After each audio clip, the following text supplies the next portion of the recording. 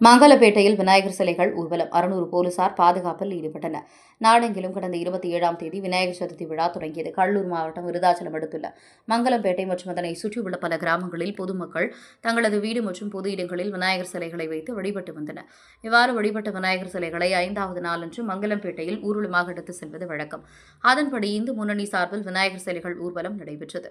மங்களம்பேட்டை ஓட்டை பிள்ளையார் என்கிற ஸ்ரீ வரசித்தி விநாயகர் கோவிலிலிருந்து புறப்பட்ட ஊர்வலத்தை இந்து முன்னணி தமிழ்நாடு மாநில செயலாளரும் புதுவை மாநில தலைவருமான சனல்குமார் தலைமை தாங்கி கொடியசைத்து துவக்கி வைத்தார். இதற்கு கடலூர் வேல்முருகன், இந்து முன்னணி விருதாச்சலம் ஒன்றிய ஒருங்கிணைப்பாளர் கமலக்கண்ணன், மங்களம்பேட்டை பேரோடு தலைவர் மணிகண்டன், பாஜக பிரச்சார பிரிவு மாநில செயலாளர் ராஜேந்திரன் ஆகியோர் முன்னிலை வகித்தனர். இந்த ஊர்வலத்தில் மங்களம்பேட்டை, ரூபநாராயணநல்லூர், பள்ளிப்பட்டு, கோப்பூவனூர், புல்லூர், அகரம் உள்ளிட்ட ஊர்களில் இருந்து எடுத்து வரப்பட்ட 33 விநாயகர் சிலைகள் மங்களம்பேட்டையில் உள்ள முக்கிய வீதிகளின் வழியாக ஊர்வலமாக எடுத்து செல்லப்பட்டு பின்னர் மாலையில் மங்களம்பேட்டை மற்றும் அருகில் உள்ள ரூபநாராயணநல்லூர் ஆகிய ஏரிகளில் கரைக்கப்பட்டன.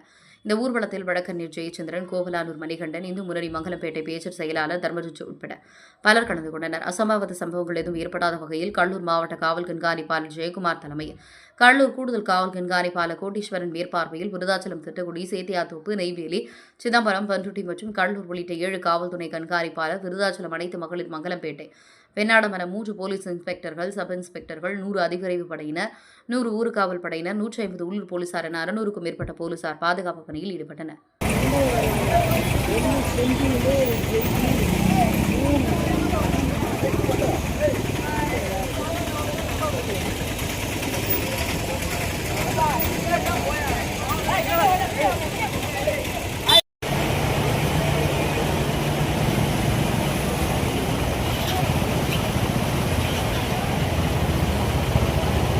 Hey.